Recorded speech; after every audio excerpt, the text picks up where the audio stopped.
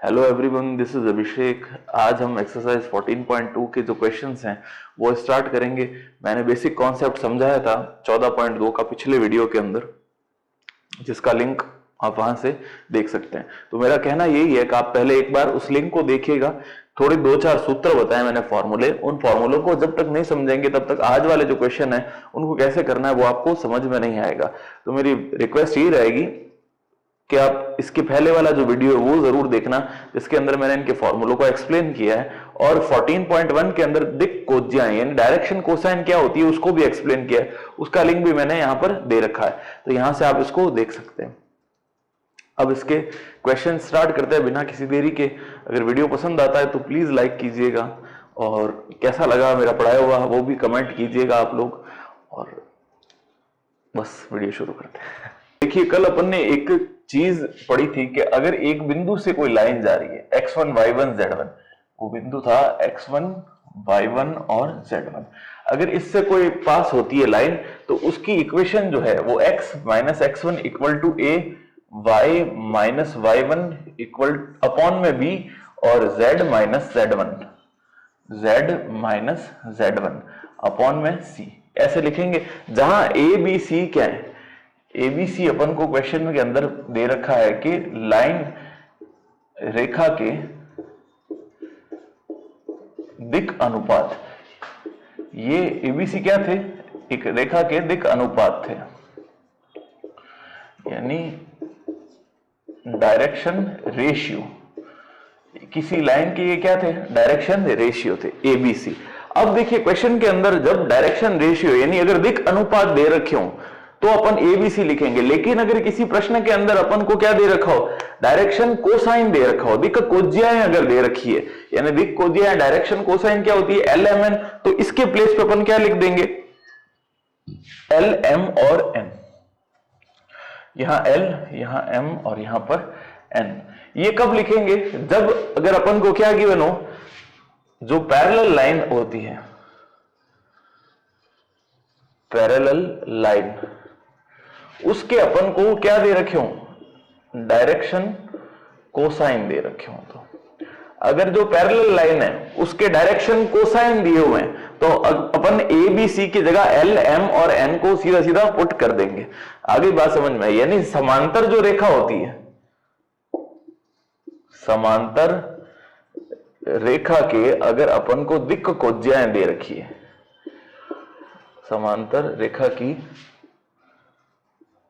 दिक् कोज्या अपन को गिवन है, ठीक है ना, तो अपन एबीसी की जगह क्या यहां पर पुट कर सकते हैं, एल एम एन। ये चीज मैंने कल बताना भूल गया था। क्या था, देखो, एक तो ये थी लाइन पैरेलल वाली, और एक ये वाली लाइन थी जिसकी इक्वेशन अपन को फाइंड आउट करनी है। ये नीचे वाली जो लाइन है, इस लाइन की इक्वेशन फाइंड आउट करनी होती है, और इसके पैरेलल में एक लाइन दे रखी होती है। तो जो इस लाइन के दिक् कोज्या होती है, यानी डायरेक्शन कोसाइन, वो इस लाइन की दिक् कोज्याएं होती है, क्योंकि दो समांतर लाइनें जो होती है उनकी दिक् कोज्याएं एक जैसी होती है। तो बस दिक् कोज्या दिक् अनुपात दोनों, तो ये अपन को ध्यान रखना है। तो इसके बाद अपन क्वेश्चन स्टार्ट करें। तो प्रश्न नंबर जो पहला है, क्वेश्चन नंबर फर्स्ट, उसमें दे रखा है कि एक पॉइंट है जिसके कोऑर्डिनेट्स जो दे रखे वो 5, 7 और 9 दिए हुए हैं, यानी एक रेखा जो इस बिंदु से पास होती है, इस बिंदु से गुजरती है या पास होती है, ठीक है, गुजरती है या पास होती है। और तीन अलग क्वेश्चन बनाए हुए हैं। पहला प्रश्न में दे रखा है कि वो एक्स अक्ष के समांतर है, समांतर यानी पैरेलल। दूसरे प्रश्न में वाई अक्ष के, और तीसरे प्रश्न में जेड एक्सिस के पैरेलल या समांतर। तो अपने फिगर क्या था कि एक तो ये वाली लाइन थी और एक ये वाली लाइन थी, ठीक है। अपन को इस नीचे वाली लाइन की इक्वेशन फाइंड आउट करनी होती है। उसमें क्या होता है कि ये यहां पर जो बिंदु है वो बिंदु ये दे रखा है 5, 7, 9, यानी ये कहां से पास हो रही है, 5, 7 और 9 से। ये इसके कोऑर्डिनेट्स हो गए, और इसके जो समांतर रेखा है वो अपन को दी हुई होती है। तो पहले प्रश्न में इसके समांतर जो रेखा है वो कौन सी है, एक्स एक्सिस, यानी एक्स अक्ष दे रखा है। तो बस एक लाइन, तो अपन देखो यहां पर लिखते हैं इसका हल, रेखा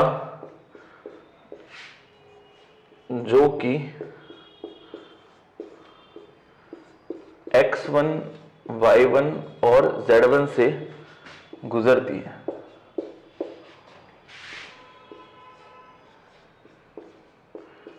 कहां से पास होती है? x1 y1 और z1 से, और जिसके दिक कोज्या या दिक अनुपात अपन को दे रखे होते हैं। तो x माइनस क्या होता है? x1 अपॉन a, यहां दूसरा होता है y minus y1 upon b, और तीसरा होता है z minus z1 upon c। तो यहां पर अगर अपन a b c लिख सकते हैं या l m n, दोनों में से कोई भी लिख सकते हैं जो क्वेश्चन में अपन को गिवन है। यहां पर दे रखा है जो ये पैरेलल लाइन है ना, ये अपन को दे रखी है x अक्ष।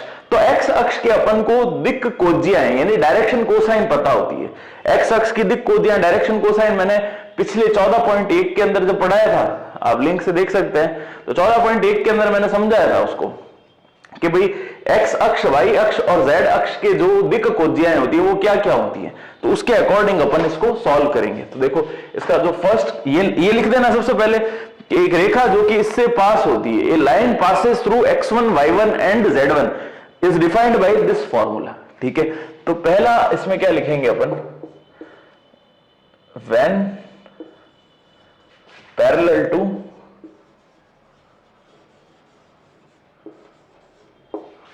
x एक्सिस, जब x अक्ष के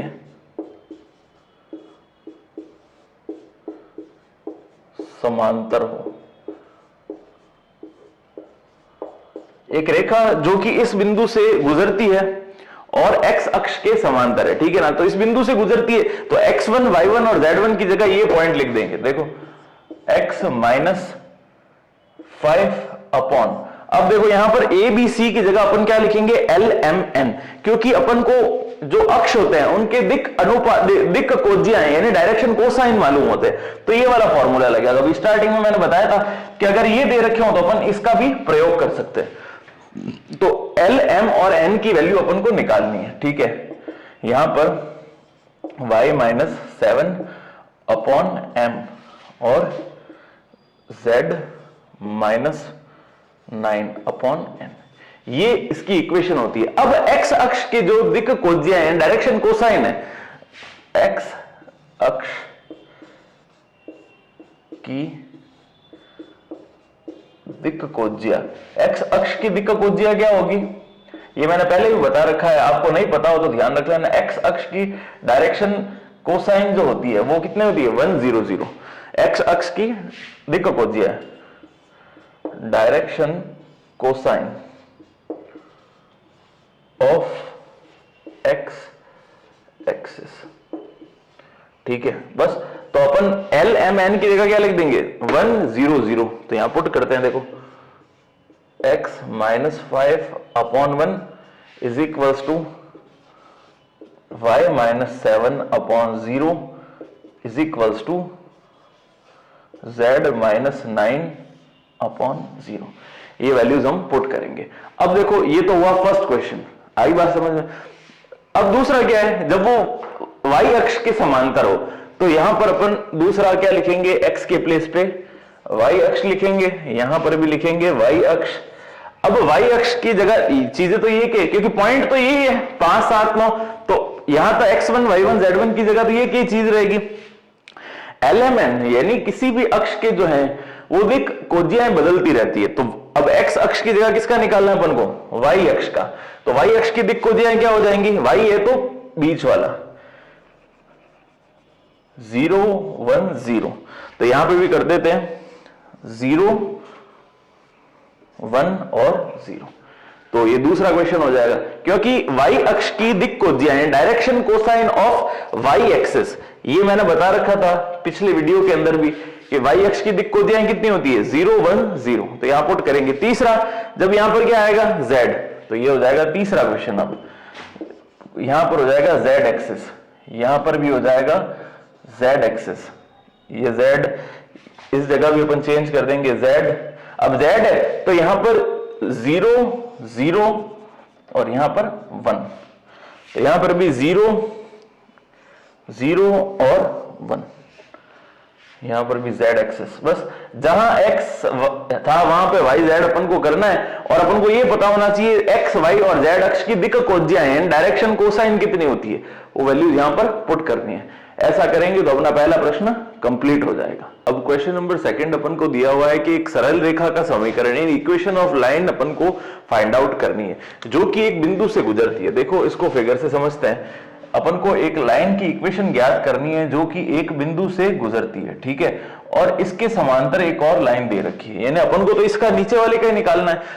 और ये जो पॉइंट है इसका स्थिति सदिश यानी पोजीशन वेक्टर, ये अगर पॉइंट ए है तो अपन को ये दे रखा है ए वेक्टर, वो कौन सा है, स्थिति सदिश ये वाला, यानी ये कौन सा है, एक बिंदु ए जिसका स्थिति सदिश अपन को दे रखा है। और ये तो ठीक है, और ये इसकी जो समांतर लाइन है ना ये वाली है 3i प्लस 4j माइनस 5 के, इसके समांतर रेखा है, समांतर यानी पैरेलल, ठीक है। ये पैरेलल लाइन जो दे रखी है उसका ये इक्वेशन है, और ये वाली जो है ये इस पॉइंट का जो पोजीशन वेक्टर यानी स्थिति सदिश है, ये उसका वेक्टर अपन को दे रखा है। तो अपन को कह रहा है equation of line find out करनी है। तो हमें इक्वेशन ऑफ लाइन पता है क्या होती है, जैसे आर वेक्टर है तो वो क्या फॉर्मूला है, ए प्लस लैम्डा एम, ठीक है। तो ए क्या है, जिस बिंदु से पास होती है उसका स्थिति सदिश, तो जो बिंदु से पास हो रहा है उसका स्थिति सदिश यानी पोजीशन वेक्टर, ये जिस पॉइंट से पास हो रहा है उसका पोजीशन वेक्टर ये वाला है, ठीक है। तो ए की जगह तो ये लिख देंगे, ठीक है, प्लस लैम्डा एक कांस्टेंट है तो लैम्डा एज इट इज रखेंगे, साथ में क्या लिखेंगे एम, जो कि इसके समांतर या पैरेलल है, तो समांतर पैरेलल की इक्वेशन बस ये दोनों यहां पर पुट कर देते हैं। देखो तो r इज इक्वल टू क्या होगा, ए की जगह अपन को ये स्थिति सदिश यानी पोजीशन वेक्टर लिखना है, तो 2i माइनस का 3j प्लस का 4k, ये यहां लिख दिया, प्लस लैम्डा टाइम्स क्या होगा, m लिखेंगे, m मतलब ये वाला 3i प्लस का 4j माइनस का 5k, ये अपन को एंड के अंदर लिखना है। अब देखो यहां पर i और यहां पर भी i, दोनों i को कॉमन ले लेते हैं, तो i मैंने कॉमन लिख दिया।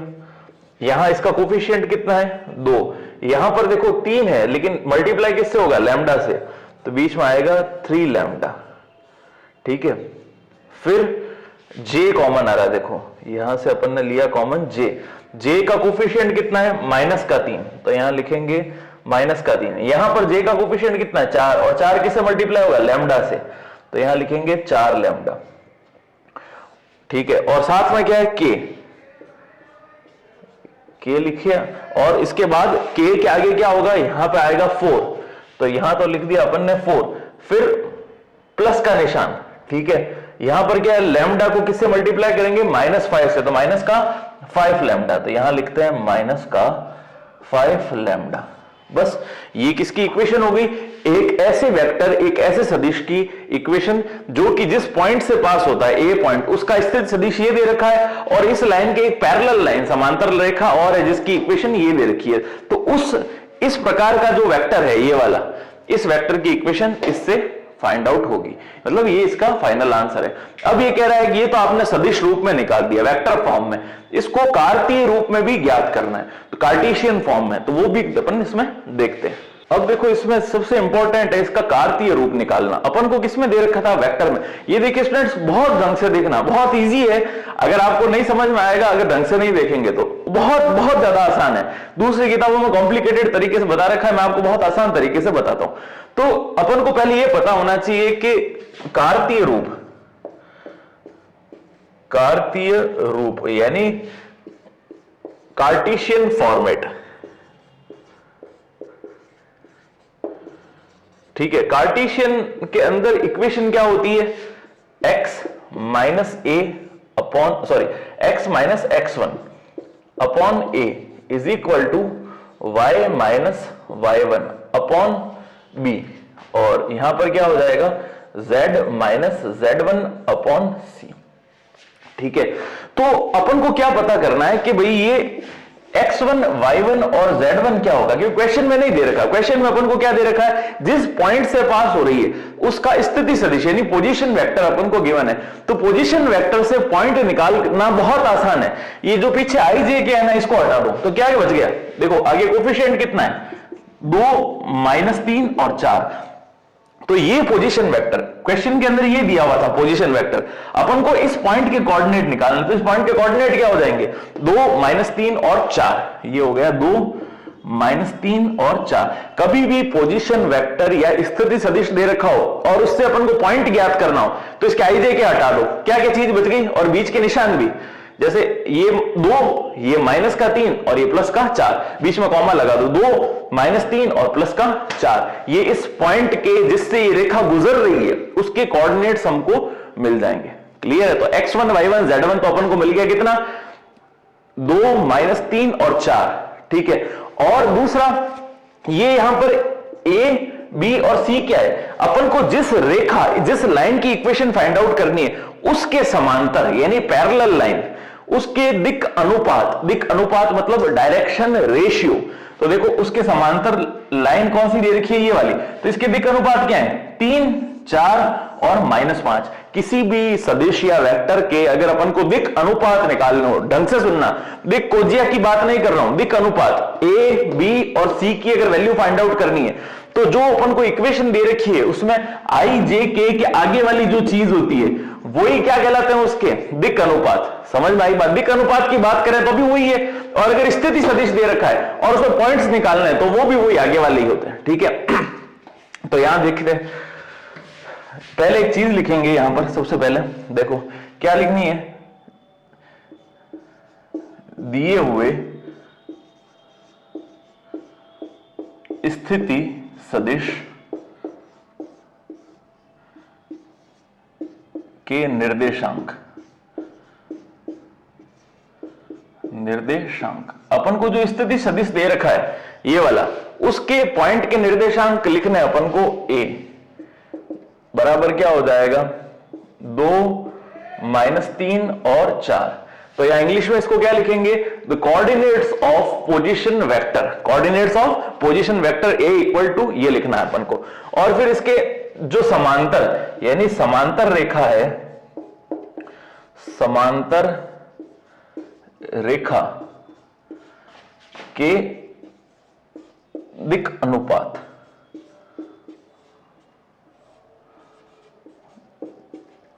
समांतर रेखा के दिक अनुपात, direction ratios of parallel line. ये जो पैरेलल लाइन थी ना ऊपर वाली छोटी सी, इस पैरेलल लाइन के दिक अनुपात यानी डायरेक्शन रेशियो यानी ए बी और सी। तो ए बी सी की वैल्यू क्या होगी, जो इसके आगे लिखे हुए हैं 3, 4 और -5। तो यहां लिख देंगे 3, 4 और -5। तो बस ये वैल्यूज ए के x1 y1 z1 की जगह तो ये वैल्यूज पुट करेंगे, और ये जो है ए बी सी के ये अपन वैल्यूज यहां पर पुट करते हैं। तो यहां लिखेंगे कार्तीय रूप में रेखा की समीकरण, equation of line in Cartesian format. तो बस यहां पे देखो x x1 कितना दे रखा है, 2 अपॉन अपन को क्या करना है, a की वैल्यू कितनी है, 3। यहां पर is equals to y y1 कितना दे रखा है, -3। तो माइनस क्या हो जाएगा, प्लस। ठीक है, हाँ। और अपॉन में b की वैल्यू कितनी है, 4 इज इक्वल टू, तीसरा क्या है अपने पास, z। तो z z1 कितना है, 4 अपॉन c की वैल्यू कितनी है, -5। ये रेखा की समीकरण हो गई किस रूप में, कार्टेशियन फॉर्मेट के अंदर। तो ये आपको देखो तरीका दूसरा भी है इसको बताने का, लेकिन ये बेसिक कॉन्सेप्ट है। अगर ये समझ में आ गया तो कभी भी क्वेश्चन आपका गलत नहीं होगा।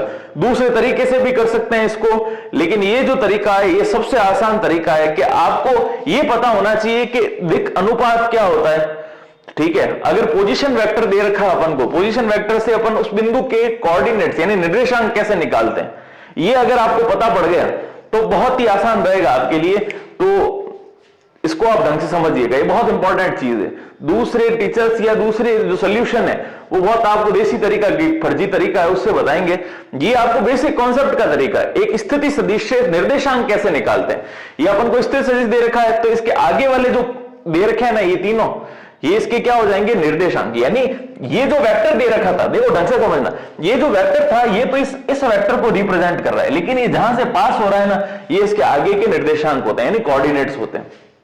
और जो समांतर रेखा है उसके डायरेक्शन रेशियो यानी दिक् अनुपात, वो उसके आगे वाली चीज होती है, तो अपन ने वो भी निकाल दी और कार्टेशियन के अंदर अपन ने पुट कर दिया। इस प्रकार ये क्वेश्चन हमारा कंप्लीट होता है। अगर समझ में आया है और पसंद आया तो प्लीज लाइक करना इसको। अब क्वेश्चन नंबर 3 अपन को दे रखा है, देखो एक पैरेलल वेक्टर यानी समांतर सदिश। ये क्या दिया हुआ है अपन को, एक पैरेलल वेक्टर, ठीक है ना। तो पैरेलल वेक्टर की इक्वेशन दे रखी है 2i - j + का 3k, और एक पॉइंट यानी अपन को दे रखा है जिससे ये लाइन जो है वो पास हो रही है। तो देखो बुक के अंदर इसमें वेक्टर फॉर्म में यानी सदिश रूप में समीकरण यानी इक्वेशन बना रहा है। तो अपन पहले इसको समझते हैं। अपन दोनों तरीकों से करेंगे, वेक्टर रूप में भी करेंगे और कार्तीय यानी कार्टेशियन फॉर्मेट के अंदर भी करेंगे। होता क्या है, दो लाइन बनानी है, एक तो छोटी वाली और एक बड़ी वाली, ठीक है। अपन को बड़ी वाली लाइन की इक्वेशन निकालनी होती है हमेशा। तो यहां से जो जो चीजें अपन को मालूम पड़ सकती है वो बना देते हैं। क्या क्या दिया हुआ है कि समांतर सदिश यानी पैरेलल वेक्टर, ये वाला जो है इसकी इक्वेशन दे रखी है कितनी, 2i - का j + का 3k। ये ऊपर वाले की अपन को इक्वेशन दे रखी थी। अब नीचे वाला जो वेक्टर है जिसका अपन को फाइंड आउट करना है, उसका पॉइंट दे दिया 5 - 2 4। तो देखो ये दे रखा है पॉइंट A, तो ये दिया हुआ है 5 - 2 और 4, ठीक है ना। तो अब देखो ये वेक्टर फॉर्म यानी सदिश रूप में भी ज्ञात कर रहा है, क्योंकि आंसर वो है सदिश रूप में दे रखा है, और कार्तीय रूप में नहीं दे रखा। तो अपन पहले कार्तीय रूप में देखते हैं फिर सदिश रूप में, ताकि आपको कॉन्सेप्ट क्लियर हो जाए। तो किसी भी इक्वेशन ऑफ लाइन किसी में भी पूछे आपको, एग्जामिनर को पता नहीं है कि अपन को वेक्टर पूछ रहा है या कार्टेशियन पूछ रहा है, अपन दोनों तरीके से आपको एक्सप्लेन कर देता हूं। देखो इक्वेशन ऑफ लाइन यानी रेखा का समीकरण, रेखा का समीकरण किस रूप में, कार्तीय रूप में। तो equation of line in Cartesian format, कार्तीय रूप में, ठीक है, कार्टेशियन फॉर्म, ठीक है। अब कार्तीय रूप में इक्वेशन क्या होती है, देखो x - x1 upon a is equals to y - y1 upon b। यहां पर z - z1 अपॉन c। अब देखो अपन को यह पता होना चाहिए x1 y1 z1 क्या है। x1 y1 z1 वो पॉइंट या वो बिंदु है जहां से ये अपना जो लाइन है वो पास हो रही है। तो किस किस पॉइंट से हो रही है, 5 - 2 और 4। तो देखो x1 y1 z1 की जगह अपन ये पुट कर देते हैं x - 5 अपॉन a, यहां पर y - y1, तो y1 की अपन क्या दे रखा है, माइनस का 2, तो माइनस माइनस क्या हो जाएगा, प्लस अपॉन b, और यहां पर क्या होगा z - 4 अपॉन का क्या आएगा c, ठीक है। ये तो अपन ने पॉइंट बता दिए जहां से ये पास हो रहा है, ठीक है। अब अपन को क्या करना है, दिक् अनुपात लिखना है, direction ratio A B C की वैल्यू। तो ये किसके लिखते हैं, जो कि समांतर रेखा है। तो समांतर रेखा की इक्वेशन अपन को वेक्टर फॉर्म में दे रखी है। समांतर जो लाइन है, पैरेलल लाइन, उसकी इक्वेशन दे रखी है। तो उसके गुणांक जो है, कोफिशिएंट, यहां पर कोफिशिएंट क्या है, देखो 2, यहां है -1 और यहां पर है 3। तो ये जो आगे के कोफिशिएंट होते हैं ये इसके दिक् अनुपात होते हैं। साइड में लिख देंगे समांतर लाइन के यानी समांतर रेखा के दिक् अनुपात, दिक् अनुपात यानी डायरेक्शन रेशियो। तो वो क्या होंगे, यहां पर अपन लिख देते हैं ए जो है, ए कितना है, आगे दे रखा है 2, बी दे रखा है वो कितना है -1, और सी दे रखा है वो कितना है 3। तो ये एबीसी की वैल्यूज है, ये यहां पुट कर देते हैं। बस अगली लाइन में आप लिखेंगे ए की जगह पर क्या 2, बी की जगह पर -1 और c की जगह पर 3। बस ये पुट करते ही किसकी समीकरण बन गई, कार्तीय रूप में। अब जो आंसर कह रहा है वो कह रहा है अपन को किस रूप के अंदर, वेक्टर रूप में, वेक्टर यानी सदिश रूप में। तो देखो इसको सदिश रूप में भी ज्ञात करते हैं, आपको सिखा देते हैं, हालांकि डायरेक्ट यहीं से हो जाएगा इसको इधर भेज के, लेकिन मैं आपको एग्जैक्ट जो मेथड है उससे बताता हूं ताकि एग्जाम में कभी भी नंबर नहीं कटेंगे और आपको कॉन्सेप्ट समझ में आएगा। मेन बात है ना, देखिए सबसे इंपॉर्टेंट बात क्या है, क्वेश्चन को सॉल्व करना अलग चीज है, कॉन्सेप्ट दिमाग में अगर बैठ गया ना तो कभी भी गलत नहीं होगा, ये आप ध्यान रख लेना। तो अपन इसको अब देखो इक्वेशन ऑफ लाइन जो है वो वेक्टर फॉर्म में, वेक्टर यानी सदिश रूप में ज्ञात करते हैं। बहुत आसान है, जिस प्रकार ये एकदम आसान था उसी प्रकार वेक्टर रूप के अंदर बहुत इजी पड़ेगा, आप देखना इसको। तो इक्वेशन ऑफ लाइन यहां पे लिखते हैं सदिश रूप में, सदिश यानी वेक्टर, वेक्टर फॉर्म में। तो equation of line in vector form, सदिश रूप में अपन को ज्ञात करना है। तो वेक्टर फॉर्म में क्या होता है, देखो अपन को मालूम है a प्लस लैम्डा m, ये वेक्टर फॉर्म में इक्वेशन होती है। तो a क्या है, a वो रेखा है जिस पॉइंट से पास होती है, जैसे जो रेखा है जिस पॉइंट से पास हो रही है उसका स्थिति सदिश, ये है अपने पास a। तो किस पॉइंट से पास हो रही है, 5, -2 और 4। तो अपन यहां क्या लिखते हैं, जिस बिंदु से रेखा गुजरती है, रेखा गुजरती है उसका स्थिति सदिश, स्थिति सदिश इंग्लिश में क्या लिखेंगे इसको, position vector of that point from the line passes, position vector of that point from the line passes. ठीक है, तो उसका स्थिति सदिश, इस पॉइंट का अपन को क्या निकालना है, पोजीशन वेक्टर यानी स्थिति सदिश। तो ये जो पॉइंट दे रखे हैं इनके पीछे आई जे के लगा दो, ये क्या होगा 5i माइनस का 2j प्लस का 4k। तो ये अपन ने इसके पीछे क्या लगा दिए, स्थिति आई जे के लगा दिए, तो क्या बन गया स्थिति सदिश। तो a की वैल्यू तो हो गई, यानी a क्या होता है, जिस पॉइंट से पास हो रहा है उसका स्थिति सदिश, ये होता है। और m क्या है, m है यानी पैरेलल वेक्टर, यानी जिस लाइन की अपन को इक्वेशन निकालनी है उसके समांतर एक वेक्टर है, सदिश है, उसकी इक्वेशन जो अपन को क्वेश्चन के अंदर दे रखी है। तो बस ये a तो वैल्यू हो गई ये वाली, और m जो है वो इसके पैरेलल है, वो निकाल देते हैं। तो देखो क्या बनेगी, a की जगह अपन लिखेंगे इसको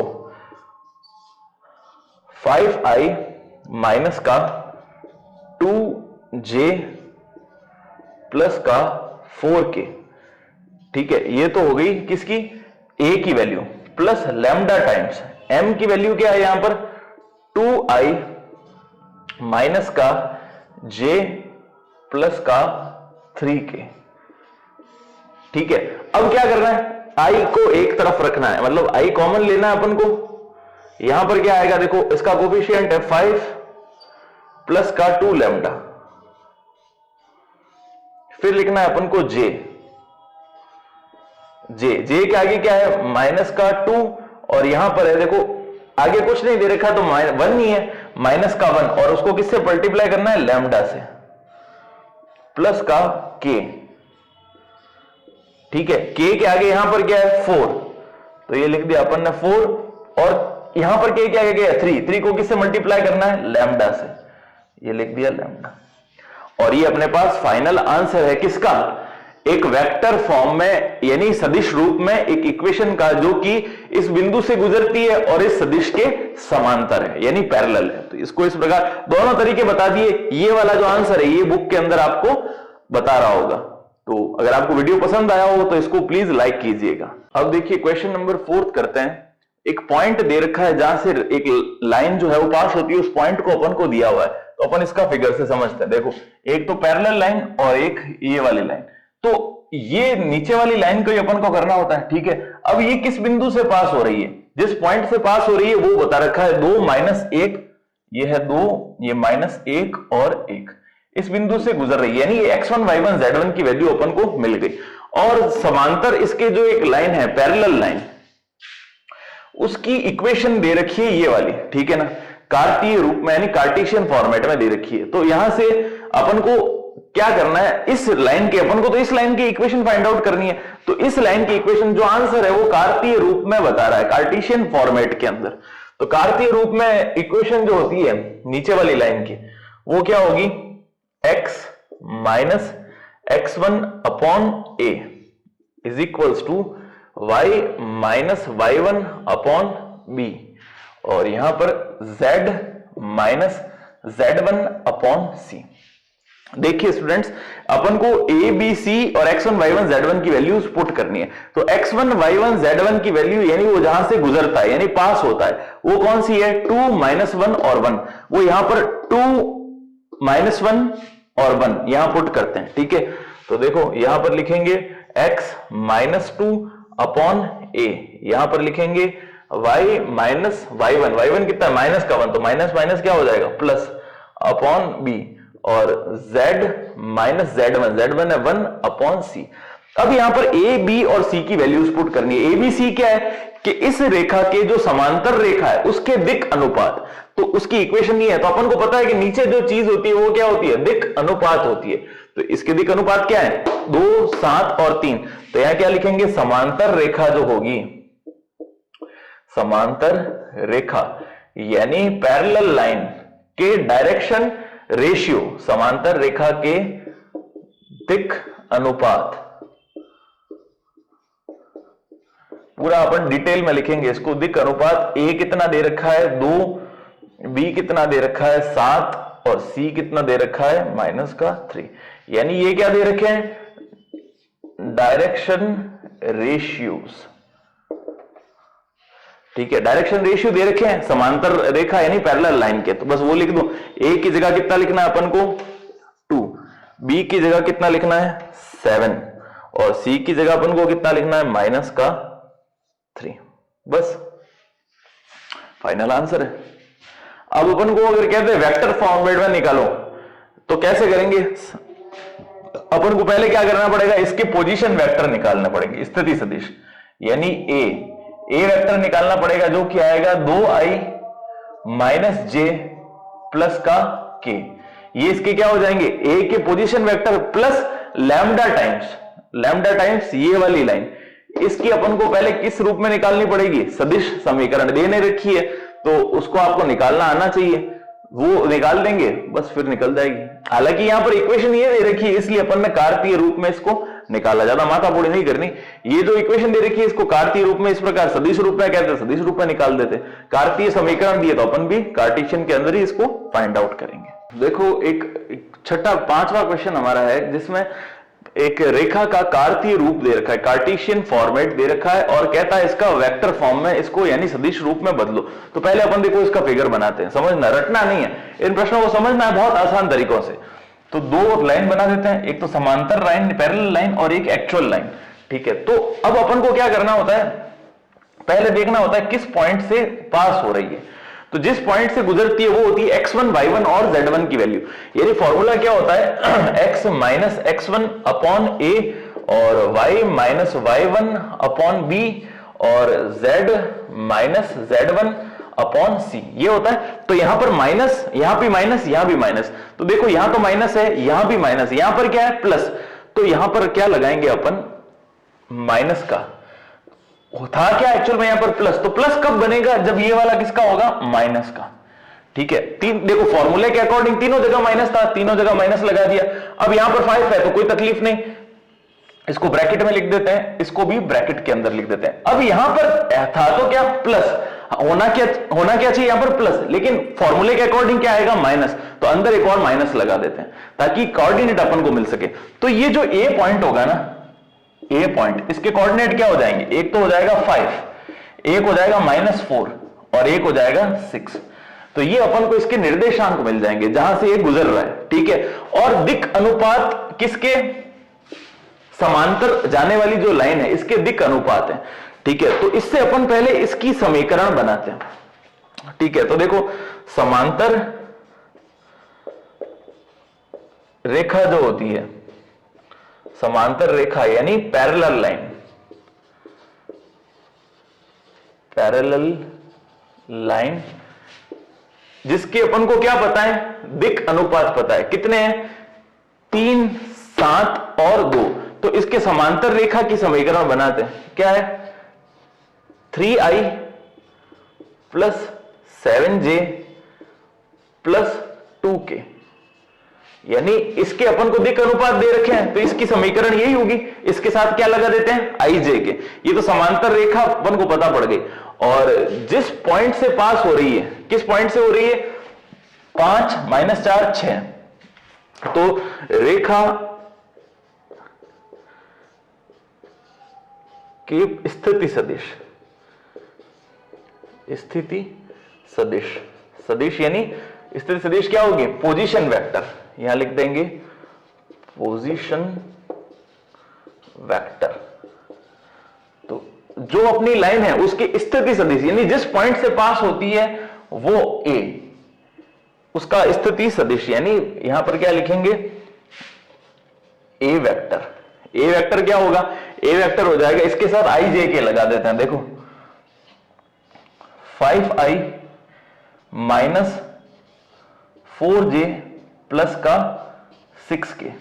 तो ये तो होगी ए की वैल्यू, और समांतर लाइन जो की है पैरेलल, ये किसकी वैल्यू होगी, ये होगी वेक्टर m की। तो बस इन दोनों को साथ में लैम्डा के साथ में लिख देते हैं और अपन को अपना फाइनल आंसर प्राप्त हो जाएगा। देखो यहां पर इसको स्टार्ट करते हैं, बहुत आसान है। देखो ये मैंने ये जो तरीका मैं अप्लाई कर रहा हूं ना यहां पर, ये वो इसीलिए कर रहा हूं क्योंकि आपको कॉन्सेप्ट समझ में आना जरूरी है। सिंपल रट्टू तोते की अगर तरीके से करेंगे तो ये चीज नहीं समझ में आएगी। आपको वेक्टर और कार्टेशियन दोनों रूप समझ में आने बहुत ज्यादा जरूरी है।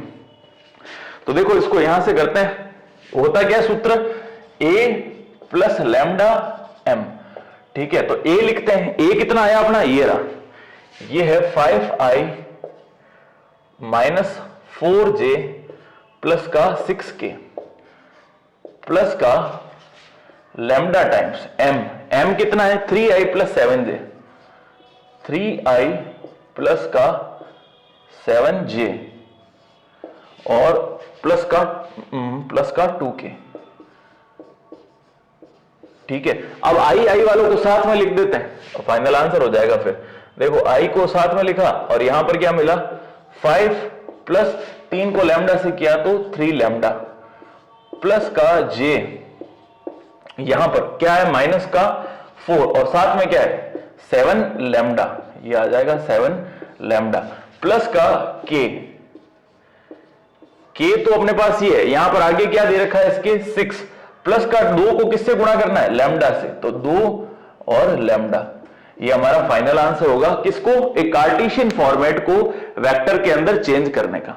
ध्यान से देखिएगा, वीडियो पसंद आए तो लाइक कीजिएगा। क्वेश्चन नंबर 6 हमको दे रखा है जिसमें अपन को कह रहा है कि एक पॉइंट है, यानी 1 2 3, इस पॉइंट से एक रेखा गुजर रही है, यानी एक लाइन इस पॉइंट से पास होती है, ठीक है।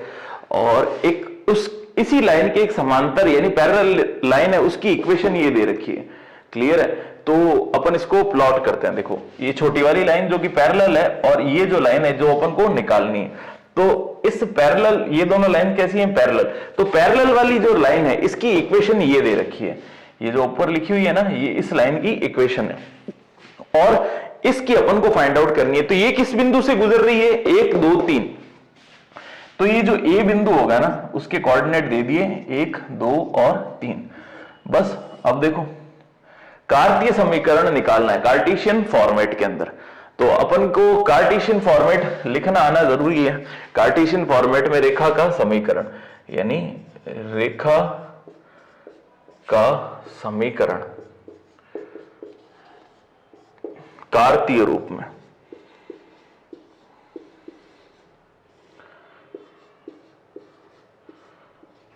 कार्तीय रूप यानी Cartesian, equation of line in Cartesian format. तो यहां पर क्या होगा, x minus x1 upon a is equal to y minus y1 upon b, और यहां पर z minus z1 upon c। तो x1 y1 z1 और abc की वैल्यू अपन को फाइंड आउट करनी है। तो x1 y1 और z1 की वैल्यू क्या होती है, जहां से वो गुजरता है, तो कहां से पास हो रहा है, 1 2 3 से, तो अपन x1 y1 z1 की जगह वैल्यू रख देते हैं। तो देखो x माइनस x1 कितना है, 1 अपॉन a, यहां पर y माइनस y1 की वैल्यू कितनी दे रखी है अपन को, 2, तो ये लिख देंगे 2, और अपॉन में क्या आ जाएगा, b, और यहां पर z माइनस z1 कितना है अपने पास, 3 अपॉन में c। अब अपन को ए बी सी की वैल्यू उसको फाइंड आउट करना है। तो ए बी सी क्या है, जो समांतर रेखा होती है, पैरेलल लाइन, उसके दिक् अनुपात। तो समांतर लाइन ये वाली, इसके दिक् अनुपात क्या होंगे, जो नीचे की तरफ लिखे हुए हैं। लेकिन आप यहां गौर करिएगा कि ये जो रेखा की समीकरण है, यहां पर एक्स वाई तो है, लेकिन यहां पर 2z है, यहां पर होना क्या चाहिए था, z होना चाहिए था।